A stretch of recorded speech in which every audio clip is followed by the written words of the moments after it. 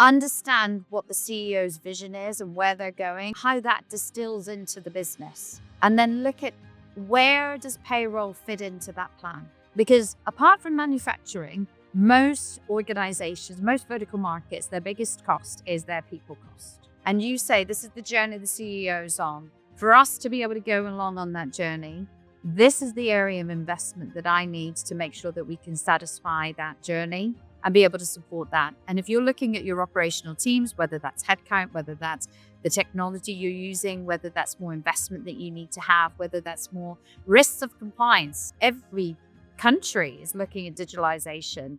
Attach what you need to make sure you can deliver for that CEO's growth plan. And when you start attaching those connection points, then you show them we can do the journey, but here's the risks. Here's a pre-show scenario for you. Imagine you had to visit 6 houses just to cook your dinner. One place has the pots and pans, one has the stove, another has the food. You get the idea. Sounds ridiculous, right? Well, the reality is most global businesses operate the same way, using 6 different tools just to pay their global workforce.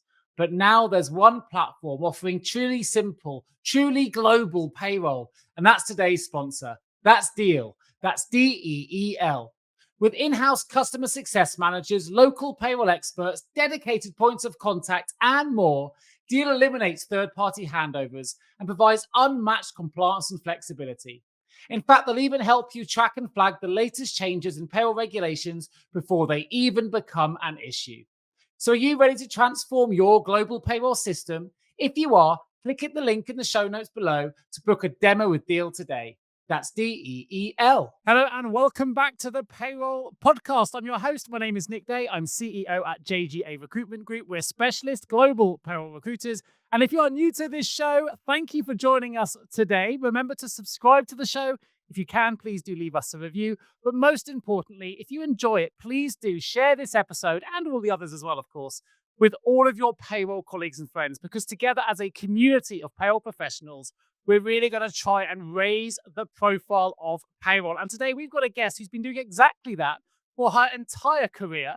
But before I introduce you to our guest, today we're going to be exploring how payroll and HR tech are really evolving in the industry and some of the biggest challenges that people are coming across when it comes to payroll transformation. We know that everyone's trying to squeeze every bit of value out of payroll innovation, and we've got a professional with us today who's been doing that her entire career. So whether you're in the middle of a digital transformation or maybe you're just looking to future-proof your payroll function, this conversation, I know in advance, is going to be packed with insights. So if you're not familiar with our guest today, we are, of course, joined by the wonderful Wendy Muirhead, someone I've known for about 2 decades now. She's the co-founder and director of WH People, and she spent those 2 decades in finance, in HCM, in payroll, where she's been supporting businesses as they scale, as they transform, and most importantly, as they evolve and innovate.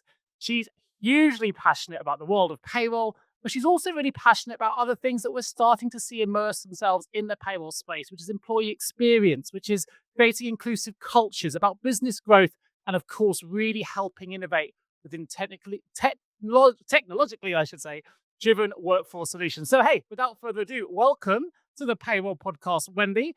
I can't wait to share all of your experience with our listeners today. How are you feeling? I am delighted and thrilled. Thank you so much for inviting us on, Nick. Thank you. Well, super excited to have you with me today, of course. I am going to start with my traditional question that all of my guests get, which is this: what does the word payroll mean to you? Well, I run our payroll today, and when you get it right, you have a very happy workforce. That is the main thing. I mean, for me, payroll is critical. You can't run your business unless you have people, and people won't stay unless they get paid. So it's a really simple thing, but actually, it's really hard for people to do really, really well, especially if you're global and you're a complicated business. So yeah, payroll for me has been most of my career. Super passionate about it. Even my children's godparents are payroll professionals because I've met them through my career journey. So payroll has been pretty much most of my life for most of my career, Nick. And it's led you in the last, it would also be 12 months, I think, probably the date of your launch, to launch your own business, co-found as one of the directors of WH People. And you're really focusing specifically on payroll technology and innovations. Tell me a little bit about where you are right now? Because people may have dealt with you in the past with the businesses and things you've been dealing with, but may not be 100% familiar with where you are in the world. And are you doing some great things? I wonder if you could just share. Fabulous. Thank you. Yeah, no, you're absolutely right.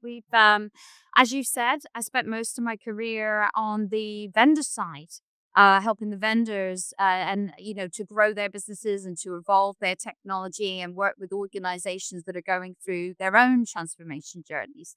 I've been on this side where I've led the businesses. I've worked as an SI where you're helping technology businesses to actually make sure it works really well in customers' landscapes and their infrastructures.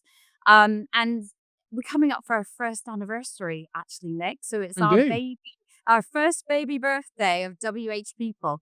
Probably about this time last year. It was announced that I was looking to take semi-retirement. I say semi-retirement because my husband said that I wasn't allowed to fully retire. I have apparently far too much energy to fully retire. It was death or divorce for Wendy Muirhead if I took full retirement. True story. And so with that, I took semi-retirement. I wanted to do things at a slightly different pace from the way that I'd been working, especially coming out of the pandemic. My children are getting older. You might see in the background, it's not 91. I just celebrated a 19th birthday earlier in March, in February. And so I wanted to spend a bit more time being at home and be more present. And I also wanted to keep in the industry that I love. And so the idea of actually setting up WH People was how can you maximize organizational's value where you empower the people that are within the organization to really leverage their technology investment well. Because actually, a lot of the time when transformations start, they start because people are frustrated. They have a problem with the payroll that they're getting. A lot of projects typically will start because the CEO hasn't been paid properly. It's amazing how that elevates the board agenda. If the Right. CEO or the C suite haven't been paid, it's like number one thing, we have to fix this. And then all of a sudden, there's a team that's spun up, there's a project, there's a governance team. It can take 2 years sometimes to be able to even get the business case to a point of approval. Um, but that whole piece around actually how have you used the technology that you've got in your business? How do the staff, the operational team, the payroll teams, how do they interact with it? Is it easy for them to use? Is there new people that have joined? Have they used that technology before? Is it an enablement piece? Or is it really the business has changed so much that you're actually on the wrong model of technology provider and service provider that actually there's a real conversation there around what side they're in the market and how could you generate more value and save money and make it easier for that people experience, whether it's the operational payroll experience or whether it's the actual employee engagement experience. And and that's an area that I'm super passionate about, as is my colleagues, Helen and Paul. Hence the reason why we're WH People. Thank God Paul's called Paul because we were called that before Paul joined us. But yes, this time last year, Helen and I were both thinking about actually what is it that we want to do in our semi-retirement, and we're both really passionate about how do you create value, how do you get technology to work better, and really from that, that was where WH People was born. We're super passionate on global payroll. So we started off looking at the global payroll market to really understand what's out there because the market's changed so much, just even in the last 5 years. It's been about 5, 6 years since I did my last global payroll evaluation as somebody who was looking to partner with a global aggregator. And there's so many different models that's out there, Nick, that actually I don't think people really understand the differences. They all say that they pay well first time, every time. But actually, to understand the operational service model, you really need to start digging into the detail. And if you don't have those conversations on a regular basis, it's really hard to really understand what options are out there and what's the best fit for your company and as your company continues to change in the future. Oh, So that's where we want to leverage our expertise and support our customers to really understand what's out there in the market, to quickly evaluate. So rather than taking 2 years to go through an evaluation, to quickly evaluate from one board meeting to the next board meeting, actually what that could mean as a business case and how much they could save and how that could transform the team and how that aligns with the business direction for the CEO. And actually, how do you empower the teams that are there to be able to deliver a program without falling apart? Because let's face it, payroll cannot fail. And if you're throwing a transformation project on top of business as usual activity, well, people are human and there's only so much capacity people can have. So, how do you best make sure that you've got the right resources, the right contingency planning to be able to make sure that any change that you make to your business is successful? There is a lot to unpick there. I think your passion comes through, Wendy. It's safe to say. Right, I'm going to try and just unwind and unpack some of that for our listeners because there's a lot you've gone through. And it's brilliant. You've given us a great overview of where some of the challenges are in the sector, not just from a technologically, I can't say that word today, technological perspective, but also from a global payroll compliance perspective. And there is a lot for people to unpick. There's a lot for people to really think about at the minute because as you rightly referenced, the industry is changing at a record pace. I mean, for the first time ever, I'm starting to have meetings now with venture capitalists and PE-backed company professionals that want to put investment into this profession, which is something that's been crying out for investment for years. And now everyone wants to get a piece of the payroll pie because they can see how lucrative it can be and also just how ripe it is for transformation. Of course, with investment and new technology, new solutions comes that little bit of governance of what's good, what isn't, how do we find the wood through the trees, if you like. So a lot to unpick there. I love the idea that you're talking about for you, the motivation was to get into semi-retirement because there are a lot of payroll professionals that want to get there as well. They feel like they've worked in payroll for many, many years. They're ready to try and kind of take a step back. They're still unable to do so because ultimately the technology isn't doing enough for them. So they kind of remain chained, if you like, to their payroll process because the technology isn't giving them the ability to take that time off or take that step back fully. And I think that's something where technology can have a really impactful step for those individuals. But I think there's a challenge here. And I'm going to ask you the question here is for the individuals that are listening to this that maybe, so I think there's two directions you can take. There's probably more, but we'll start with these two. One is you've got a piece of legacy kit that the supplier will say, look, we understand we need to get future ready. We need to implement AI and all this, these buzzwords we're hearing at the moment to make sure it's ready for the modern world, for a globalized workforce and pay on demand and these different things. Then you've got the new solutions that are coming into the market going, hey, we don't need to upgrade your legacy software. We've already got the bells and whistles. We're built on new platforms, new technology. Take this solution. Well, I think there's the fork in the road comes is often the legacy software providers or vendors are true payroll-led businesses that are really sort of trying to make the technology work, but they understand the payroll piece versus really technically savvy, amazing pieces of kit, but perhaps haven't quite got that level of experience or expertise in the world of global payroll, which makes the challenge in that decision-making process even more difficult. Where do you trust? I'll go back to my episode with Stephen Covey. Trust brings inspiration. If you can't trust what you're doing, how can you feel inspired to deliver it? So how are you navigating that with some of those challenges with your clients? Do you know, it's interesting when you're talking around that, I see that as the model element of the conversation, right? Because, I can go back 20 years ago and look at old payroll technology where it was black and green screens that people were processing on.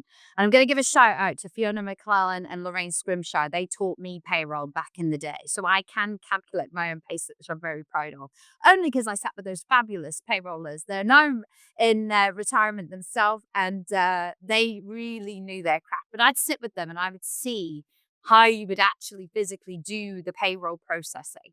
And that was how I was taught. And, the technology back then actually could really handle complicated things like multiple jobs and spinal points and all of these complexities that you have. Stratify pension funds when you'd have that percentage increase, and then it would actually be able to deliver that across a lot. And a lot of newer technology providers can't offer the same level of functionality. And so you're right, there is technology that is sound but doesn't look that sexy. So in terms of an employee engagement, you wouldn't necessarily put that out there for the employees to access. But for the payrollers, the level of functionality is really rich. So the operational teams could potentially get a much easier experience of being able to calculate, their holiday pays if they've got complex holiday rules, or, if they're in retail and they're looking to make sure they've got the annualization and be able to do those complex calculations without having to take data out of a system and do a workaround and put it back in. Because that's really what you're talking about, where gaps are missing in payroll technology in comparison to richer payroll technologies. The way you were talking there, Nick, around the sort of thoroughbreds of payroll, and that legacy, that they can handle all of that level of richness and complexity. Then you've got new legislation that comes in, and you've got, how do you deal with on-demand pay, and how do you deal with all of these things? And there are bolt-on type solutions that you can have that can help you to deliver that type of service to the employee experience, but still have that richness. I've categorized it, and I've worked really closely with Paul and Helen, but I took the lead on the global payroll element from WH People's point of view. And I believe there's really like 6 models that are right there in the global payroll market. You're right. You're those, organizations that are centralized global payroll organizations that started their business off that wanted to be a payroll company. All right. So they started their business off, they're centralized. Their support model is that you speak to somebody in one service center and they do the rest. They handle all of the in-country providers. They handle all the time zones. They handle the language. They handle all the complexity. The decentralized models is where you might have one contract with an organization, but actually the employee, the payroll manager, has to speak to all the different in-country parts of the same business unit, but they have that direct access to the person that's calculating the gross to net in country. With that, though, lots of different time zones, lots of different phone numbers, potentially different SLAs, depending on what they've got agreed. And so that decentralized model gives you more control because you're speaking to the end gross to net calculator. However, you've got maybe more of a supply chain demand. And payroll, I'm seeing, especially over the last 10 years, taking more and more of that accountability on, of owning the supply chain of the suppliers, the payroll service providers that they're working with. So we're definitely seeing a shift in that direction as well. You've got the other wraparound technology platforms, and these are really exciting, actually. I'm quite excited when I've learned more and more about some of them. There's not many of them that are out there, where they can take the big ERP data systems and basically plug and play into different payroll connectors. So it is a cost on top of the payroll cost and your ERP cost, but they can give you the control to actually wrap around all of the data so that you actually can get much more visibility globally around where is your people, where's your payroll, what's that payroll audit look like. And it can give a lot of control, which then helps payroll operations teams to manage their own SLAs. Because actually, one of the questions that I've asked a number of my clients in the last year, do you have your own operational SLAs? And some of them will be, yeah, we'll return a call within 24 hours. And some of them are actually taking on the vendor's SLAs. So it's really interesting to start seeing around your level of professionalism as your own payroll operations team. And do you handle it with the SLAs you get from your service provider? Or do you build your own and use technology like these wraparound tech providers that can offer that level of visibility? I'll quickly jump into the fourth one. The fourth one I see is where you've got organizations that have started out in one area, and as they've expanded their business. So it could be audit, it could be, they've been an audit shop and then they've expanded in accounting and then they've done payroll, or they could be EOR and they've started with payments and now they're starting to get into global payroll. You're seeing these ones that are actually evolving their business, and they're starting to move more and more and more into managed payroll because they're leveraging what they've learned through the other experiences that they've had. And so I call those the sort of payroll plus, because their business started as something else and it has absorbed payroll in its journey. So, even those providers, they may have rich history, but actually, how much has that been in the payroll community? How many pay slips are they processing in country? How many times are they doing it? And so those are the kind of questions that I always encourage clients to ask as they're going through that. I mean, you've highlighted, whether knowingly or not, a really clear distinction between where payroll has shifted, because you started there with the historical, traditional providers, if you like, that really go deep into the legislation, the compliance, the operational management piece, and they do a fantastic job of making sure what always used to be the most, and probably still is the most important part of payroll, which is you pay your staff accurately, compliantly, and on time, right? Yes. We don't want to lose sight of that. But actually, when you're talking about call time responses, on-demand pay, and these other elements that are starting to impact the payroll space. Now, actually, they're more immersed in the world of employee experience, which we didn't really talk about when these historical providers actually set themselves up. Their job wasn't really about employee experience beyond making sure payment was accurate and on time. It now, though, has a much more profound impact on on employee wellness, on retention, on attraction. These are all things that payroll now has a direct ability to impact within an organization. So we've got to make sure we get that right.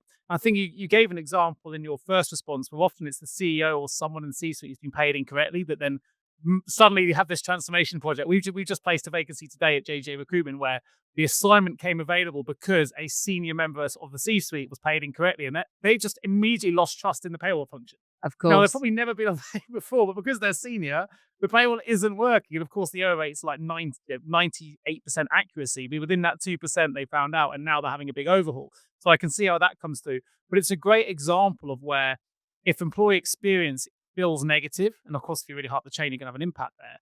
It can have a really wide-ranging impacts on that organization. And then we know, from my perspective, how expensive it is to attract the best talent, to retain the best talent. And also, it's not just about keeping the best talent, it's making sure that when your talent's happy in your workforce, they're more productive.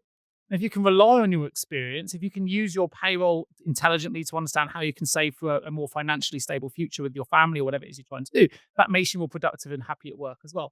So how do we get, with the challenges you're seeing, how do we get that balance right between that operational imperative and importance versus the new age way of doing payroll, if you like, of we've got to get that bit right, but also we've got to consider what the new demands are on our workforce, what our employees are demanding that perhaps they didn't ask for before, and how do we navigate that balance? Well, I mean, it's a conversation every company is dealing with today. Like the generations are coming through and they want things quicker, faster, more speedily. And they're like, well, hang on. My last organization, I didn't have to wait. Like my son, the 19-year-old, first time he got his job, it was 2 months before he got paid. Because the time that he started and he was putting his like his timesheets in, he missed the cutoff. So he actually was working basically best part of 2 months before he actually got paid. So bank of mum paid for it. Thank God for bank of mums and dads, say Nick. But but the reality is that payroll operations teams have to get it right. Most people leave organizations if they've got a bad manager experience or if they've fundamentally not been paid properly, right? A friend of mine had a consultancy business many years ago, and it was a small consultancy business. He was building it out. He was doing a great job, and he transferred his payroll. He moved his payroll, and things went wrong the first time. Nobody got paid. It was a manual effort to wire money directly into people's accounts. And he basically took the previous pay run and just made the payment and said, well, we'll sort it all out and we'll get the proper calculations to you. The second time it happened, people walked out and they were literally threatening to take equipment with them because they were like, I've worked for you and you broke our trust. You broke And your contract as well, really. We've got some stats around this, Wendy. I think the first time within 12 months, if you get an employee's pay wrong once within 12 months, there's a 30% higher likelihood they will look for new employment. You get it wrong twice in the same 12 months, it goes up to over 70%. Yeah, it's that fundamental. And I remember Greg Harner. I don't know if you know Greg, the fabulous. He's been on the show. Brilliant Yeah, guy, yeah. yeah, He's been on the fabulous. show. He and I have All the best guests here on the Payroll Podcast, Wendy. You're in good I company. know. I feel honoured to be on the list now. But the fabulous Greg and I spoke many, many times about it's the first contract. Like that is a contract between, you're going to work for me and I'm going to pay you. It's the first thing that you have with the employee in employee experience. So, that whole piece about getting it right, so vitally important. But to win the best talent and to keep attracting the best talent, that's where the additional areas that are coming Bells and in, around whistles. the net pay on Yeah. demand and the bells and whistles and all the sexy stuff around, actually, you could go and work at this organization and wait till the end of the month for payday. Or actually, if you want to be able to draw down your pay earlier, gives you more flexibility. And I've got friends, again, that have both offerings, and they are attracting more talent, especially on the HR side, on using it as a real attraction tool and a retention tool to be able to keep people in the business. But it's not just about that. I mean, the other thing, payroll is so important. And I don't think that payroll personally gets enough positive recognition, which is why I do what I do. And Nick, I love what you do. And thank you for what you do in terms of elevating the payroll industry, keeping the community together. You did a great job through the pandemic. I think there's been a number of podcasts that I've raved about what you guys have done. And that's the community I'm proud to be part of. And that's where we don't get enough recognition for the industry around all the great work, because inherently it was my pay slip's wrong. Can we fix it, please? And it was always a problem that they would then, right, how do we solve it? And I don't know a single payroll professional that isn't passionate about getting that right as quickly as possible. In Agree. the entire industry, it's their mission. They go into superhero mode to get it done, right? And if it's all night, all weekend, they will do it. And that's what makes me so proud to be part of this industry, because genuinely they go into that mode to make it right for that employee to try and regain the trust. So that's, again, probably not really answering your question. But let me give you a different question, because I think we can do something for our listeners here. I've got a little bit of an idea based on that last response, and I think there's probably a lot of payroll professionals listening to this anywhere in the world. We've got a global audience that often struggle to get their other stakeholders, shall we say, whether it's an HR, whether it's finance, whether it's C-suite, whether it's IT, to really buy into why it's so important that we get payroll transformation right. Now, whether that means investing in talent, that's obviously what we provide. If you don't get the best talent in the world of payroll, which is a specialist, experienced industry, then you're going to have problems later down the line. Equally, if you don't get the right technology in, don't have the right solution, if you don't have the right arrangements or the right vendors, the ramifications can be really significant. But I don't think that stakeholders outside of the world of payroll always necessarily understand just how severe these ramifications can be. You've highlighted a brilliant example there that people are almost grabbing this IT equipment and wanting to run out the door when they've been paid incorrectly on more than one occasion. Now, that is a huge, huge impact on a business if that was to happen. And maybe that's the obvious one, but there are many others as well. So for people that want to soundbite the next response I'm going to grab from you in just a moment and go and take that and package it and give it to their HR director or their VP of HR or whatever it is, or VP of finance or CFO, to say, look, it's not just me saying I need investment in my technology, I need investment in my talent. And I can give you a million reasons why you need to invest in a specialist recruitment agency over, a generalist, someone, and trying to reconvert them. What would that be for you? You give us a soundbite for our listeners. Say, right, package this up, take it to your CFO, and this is why you need investment. This is why you need to go through a transformation project. I wouldn't even go to the CFO. I'd go even higher, right? You look at the CEO, and typically CEOs will share what their growth strategy is. And they've got a plan to grow, right? It's all about saving money, making money. So they've got a plan. It could be a 3-year plan, it could be a 5-year plan, it could be a longer plan.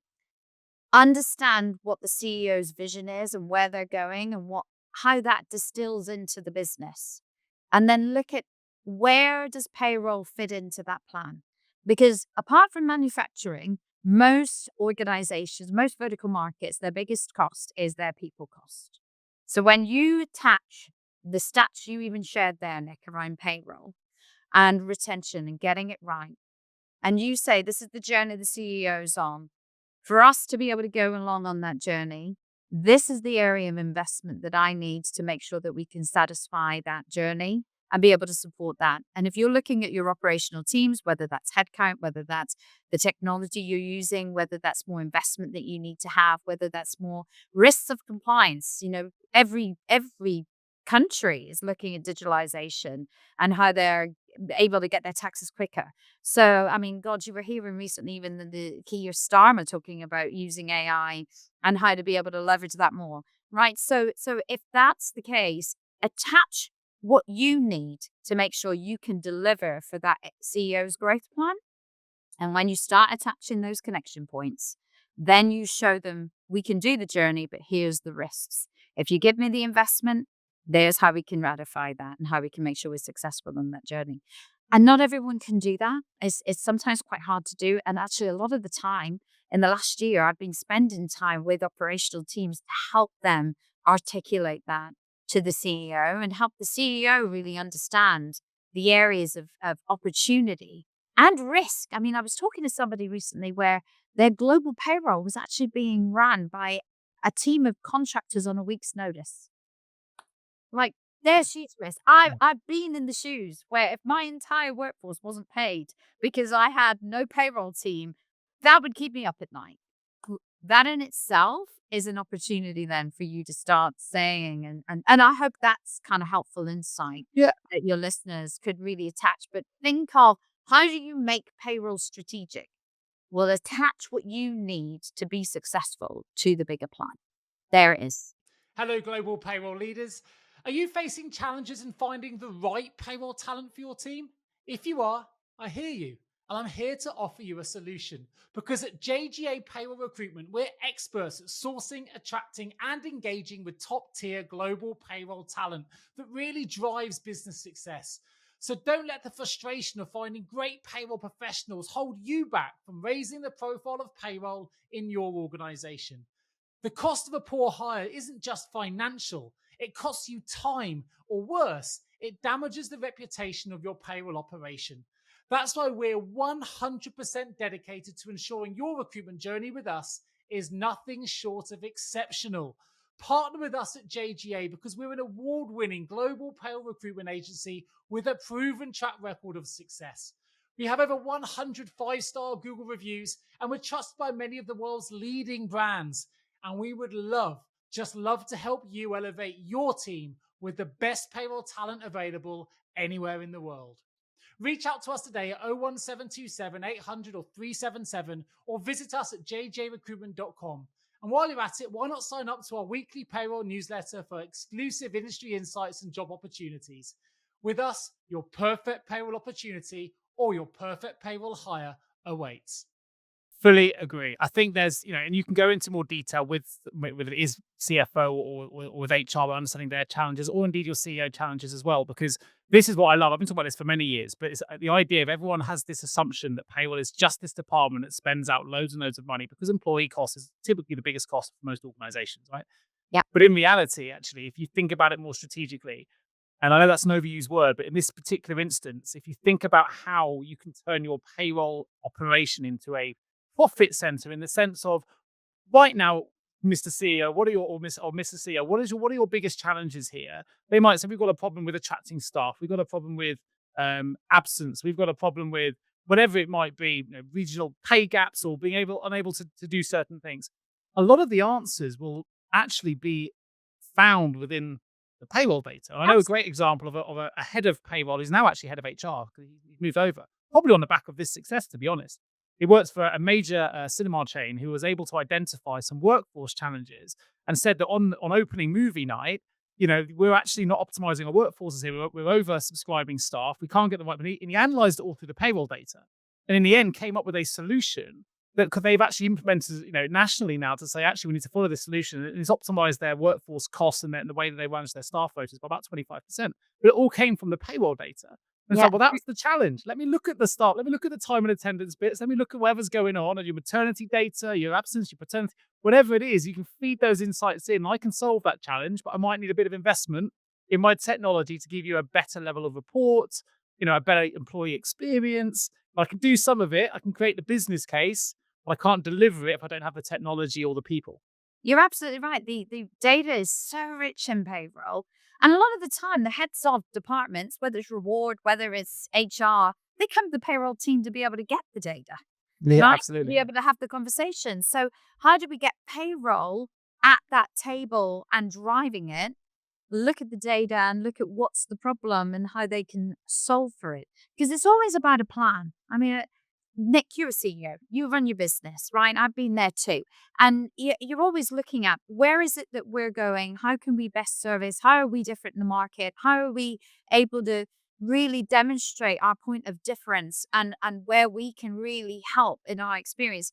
Like genuinely, I know if I've got somebody that comes to me and they say, I'm looking for my next opportunity, I know to come to you where it comes to the payroll industry. Your team are fantastic. They really care about the candidates. They care about the organizations that they serve as well.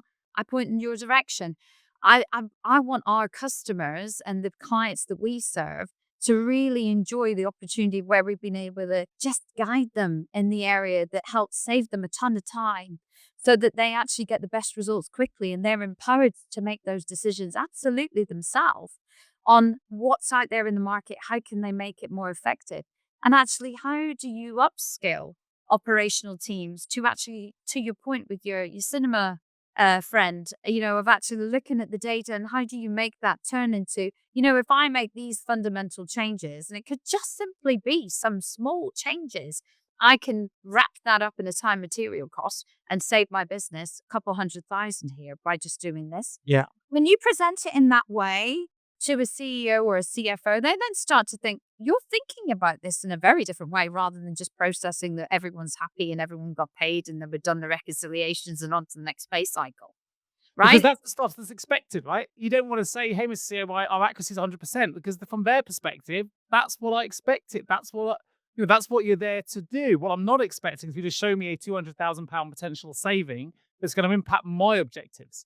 Because your Uh, objective is to get payroll correct, but I know you're probably going to challenge me on that. But I would come back and say, from the CEO's perspective, it's about making money, improving performance, growth, and those things. To do that, you need finance. And if a payroll department can come to me and say, "Oh, your payroll is accurate, and these are things you expect of me," but what you're not expecting is, I found an opportunity here that could potentially save the organization in whatever way it's either saving it time, saving it money, or whatever.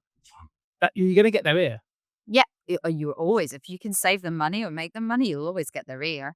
I mean, one of the things, it was on Valentine's or just around Valentine's Day, I was presenting a thought leadership concept to a team of global payroll managers. And I actually sort of phrased it because it was Valentine's Day. How do you get the CEO to love payroll more? Right. I was doing all romantic being Valentine's Day. And I said, how many of you have met your CEO and speak to your CEO on a regular basis? And the room just went. And who wants to speak to the CEO? And the room doesn't want to speak to the CEO, right?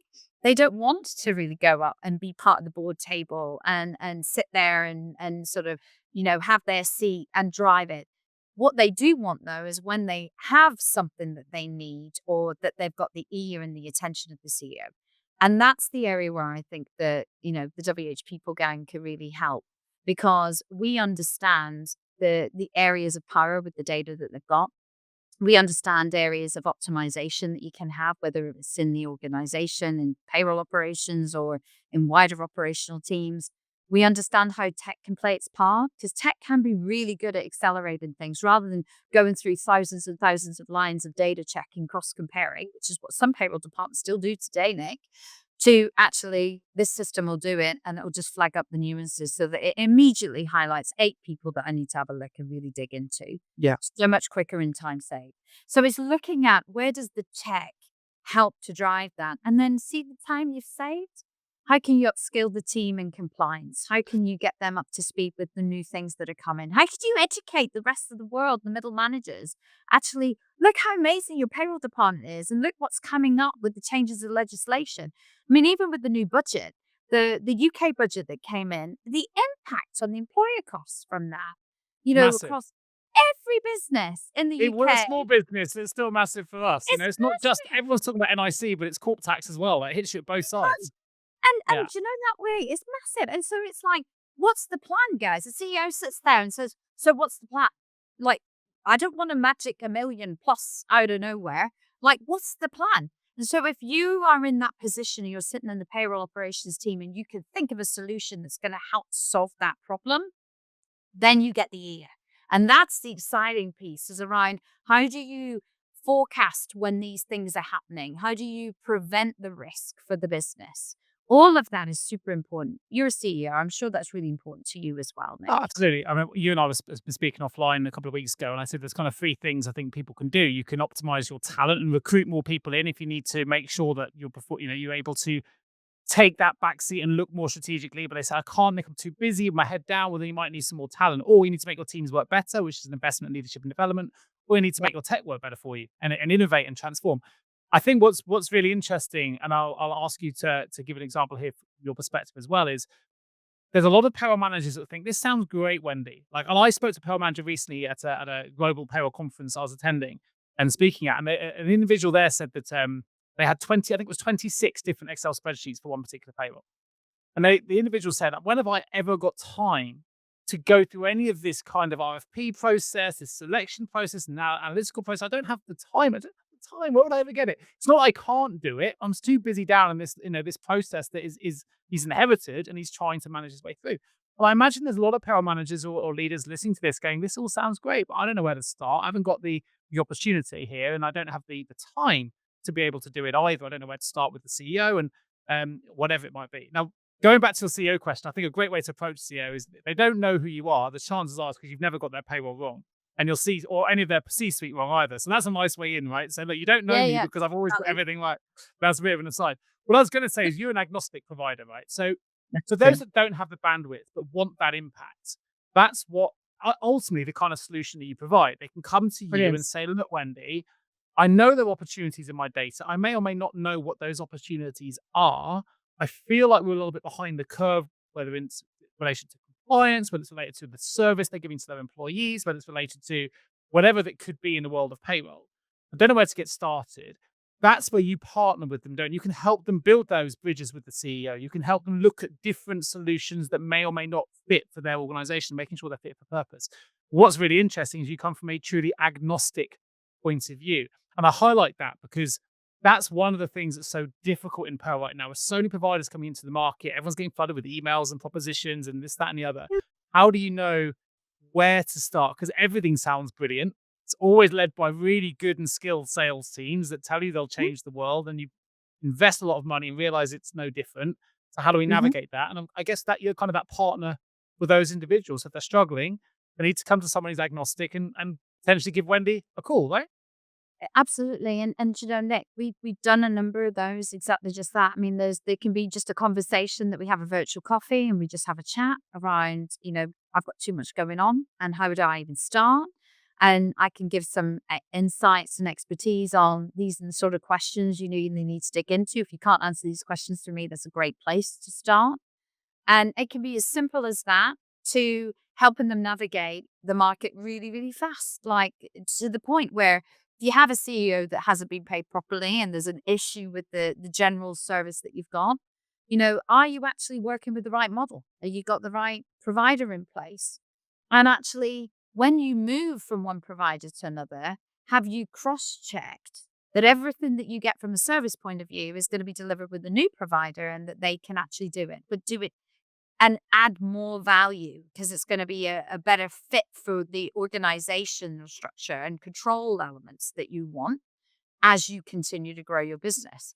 So, absolutely, we can help, whether it's even just a conversation on trying to declutter and how do you think about, what's the next steps in the process and how do I even have that conversation to actually helping you and partner with you through the evaluation. One of the things I would say, Nick, and it's one of the things that Helen and I and Paul are very passionate about because I've lived it, I've seen it. On the vendor side, I've seen so many RFPs that come through and the misinterpretation from what the CEO understands to the exec sponsor, whether it's the CHRO, the CFO, CTO, to the payroll team. And that misinterpretation really can derail a whole project. So people could spend months and months and months and months and months of time, get really excited. We're getting a new system. Finally, we're getting investment from payroll. And then they get to the final hurdle and then it all gets squashed because the CEO didn't understand it. It wasn't on the agenda. Either they went in it's too hard piles, so let's park that to another time, or it's just lost legs because the stakeholders that really needed to be involved, the misinterpretation was lost. And so actually keeping that connection and making sure there's clarity between what the CEO wants and what the team need and what the team want to be able to deliver for that.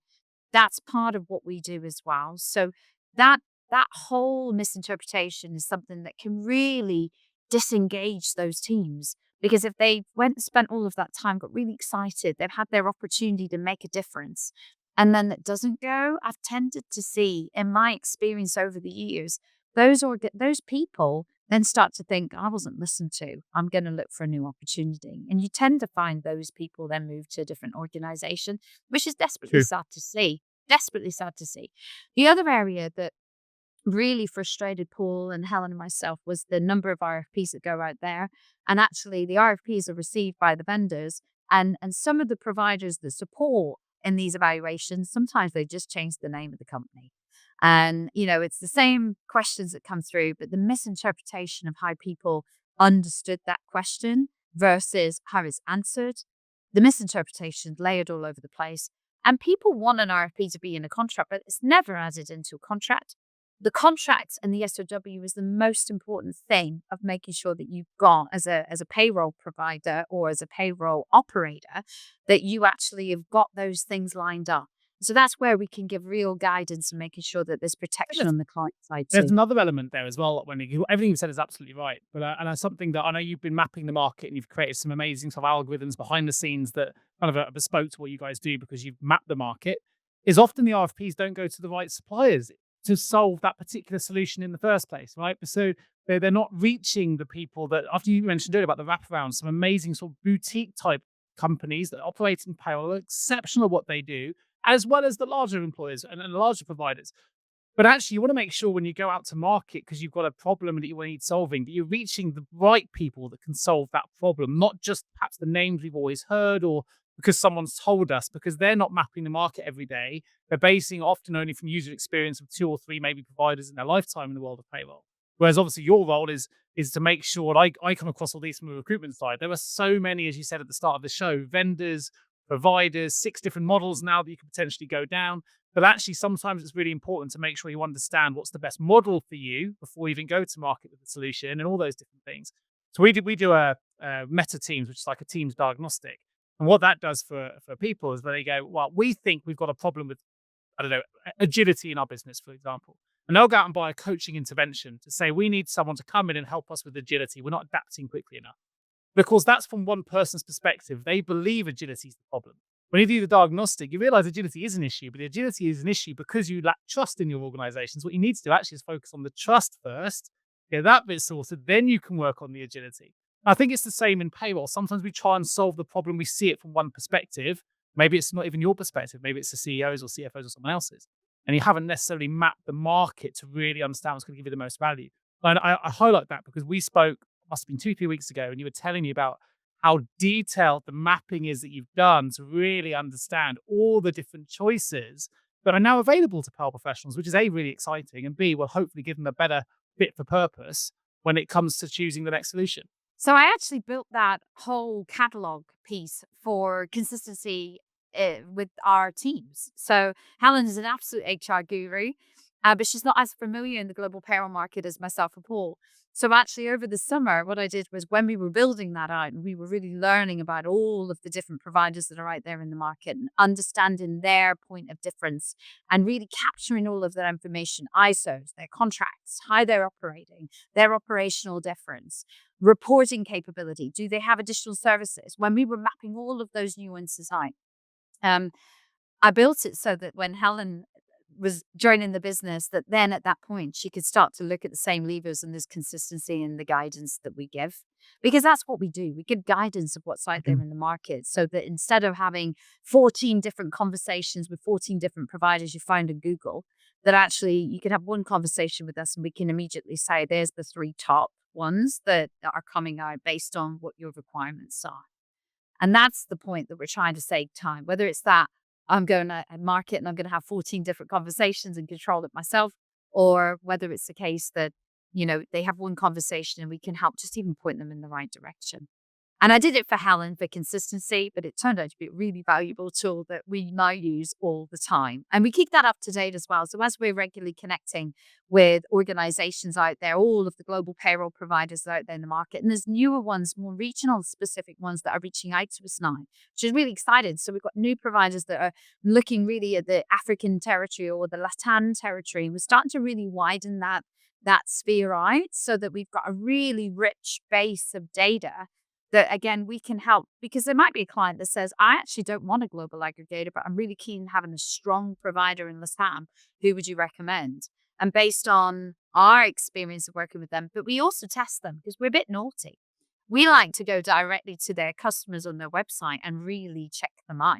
So for any of the vendors that are listening to this podcast, please double check your website, because some of us are doing some blind reference checking in the background. But it's amazing how the market's moving on. And so, that in itself is kind of how we're learning about what that customer experience is like. Because when we want to recommend a partner to an organization that we are working with, we want to make sure that they're a really good partner. And actually what they say is what they deliver.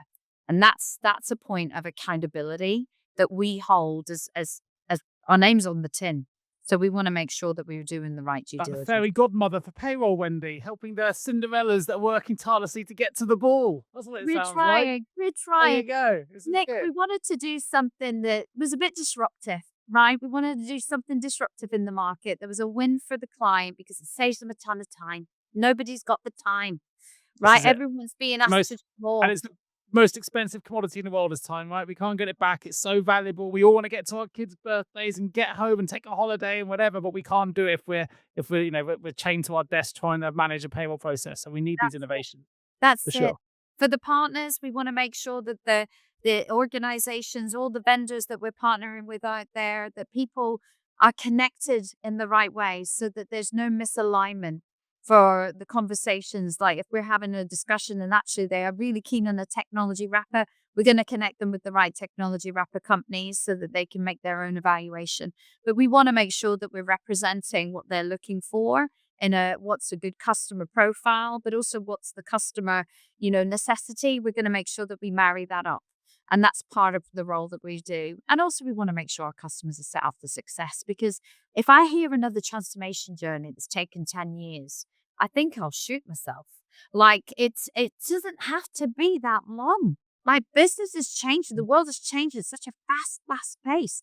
You can't spend 10 years looking at technology and trying to roll out a technology plan in your business, or you'll miss the opportunity. Be out of date by the time you implement it as well. That's the thing. Exactly. And we, I make no bones that we don't mind. As you know, we recommend WH people to people looking to go through transformation if they're looking for RFPs and need some support, because I've known you for a long, long time. And I think it's really important, that if I'm recommending anybody in our industry as well, as a brand goes a long way, I've got to make sure I'm recommending partners that I really believe can give a really good service, who understand the market, understand the providers. So if you listen to this and need support, and maybe you want to go through a project, you can't find a way through, you need that coffee meeting with Wendy, or you just want to sit down and understand how you can approach the CEO with any of these things, and either get in touch with myself or Wendy, and both our details will be in the show notes. Right, I'm conscious of your time. I think you've got an important meeting coming up. So we're going to open the payroll vault. 3 short, sharp questions for you, Wendy. First one is this: one piece of advice you would give to payroll professionals who are working in the industry right now. Give positive feedback more than you give feedback. Nice. Oh, nice. Love that. Like that. If you could change one thing about payroll technology, what would it be? Make it faster. Faster again. It's getting there. It Getting is. there. Some of them are fast, but some of them take a long time. Even the fast ones sometimes take a long time to process, especially the big payrolls. It might be the same question, same answer. If you could change one thing about the payroll industry, one action or improvement, what would that action or improvement be? I would love that the payroll industry can have more opportunity to get together. Okay. Oh, I like that, because every time we do get these events, we always have a good knees up, and we always have a good. I'd always welcome more of those opportunities, so I can understand that. It's a It pretty always good ends community. at certain points of the year, doesn't Yeah, it? it Like does. those events. But actually, I think if we could get the opportunity to get more payroll collectively, payroll thought leaders, managers, and that's why I say about give positive feedback, because actually, payroll people inherently don't want to promote themselves. But if we could get together and we could promote each other, then you create something, which I think you've done a really nice. I'm going to give you another big kudos and I'll shout take him. out to you guys. You made me blush. You made me blush. I am. No, I'm That's good. giving positive feedback. I genuinely think you guys have made such a huge difference in accelerating the whole industry and the community that you've built. Keep doing what you're doing, Nick, because you No, guys you're have very kind. Well, last one, a bit of fun for you, Wendy. I know you're a fan of movies and music, and probably books as well. But if payroll was a movie, a song, or a book you can choose, what would it be and why? I'm giggling at this one, right? I would say Steel Magnolias, but not the second version, the original with Dolly Parton and Sally Field. One, it's my number one favorite film, Steel Magnolias. There's a whole heap of emotion that you go through with Steel Magnolias, and payroll also sometimes has the same. That was remade with Tom Cruise, right? Is that the same one? I think it was remade, but I don't know if it was Tom Cruise, but it was Okay. definitely remade. And that's why I say go back to the original. The because original. The original one, when Julia Roberts or Shelby passes away, like everyone's in floods of tears. And if payroll doesn't work out, everyone's in floods of tears. So that's what I'm saying. But it always ends up in a high. Good. And so there you go. There's my fun connection. Payroll and Steel Amazing. Magnolias. It's a Well, journey.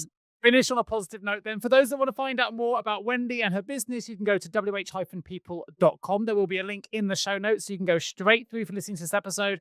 Click on the show notes. There will be a link there. It'll take you straight through to the website. I will also include Wendy's LinkedIn profile. So if you want to connect with Wendy, talk about payroll with Wendy, get in touch and find out how you want to have that conversation with CEO with Wendy. What I can say is Wendy always makes time for people in payroll. So don't be afraid to link in and connect with Wendy. Again, that link will be in the show notes. A link will be to my own LinkedIn profile and our details as well if you need to connect with me, or if you want to find, I don't know, some agnostic advice from either of us. We're here. We're there for the community. We want to raise the profile. We want to support you. So if you've got a challenge, you don't know where to go, either myself or Wendy, if we don't have the answers, we'll probably know someone that does. So do reach out. Hopefully you've really enjoyed today's episode. Don't forget to subscribe. Don't forget to leave a review. And most importantly, share this episode with your payroll colleagues, with your stakeholders, with your HR friends if you have to. Get it out there. Let's really raise the profile. Let's improve this profession and let's build this community. Wendy Muirhead, thank you ever so much for joining me today on the Payroll Podcast. Thank you. This episode is sponsored by Deel. That's Deel. Deel is your forever people platform built to simplify your entire global payroll process. Deel's fully managed global payroll makes it possible to pay your entire team in over 100 countries and in over 200 currencies, all in one place. So whether you're an enterprise business, a small company, or something in between, Deel is built to meet your unique business needs. So if you're ready to transform your global payroll system, click the link in the show notes to book a demo with Deel today. That's Deel.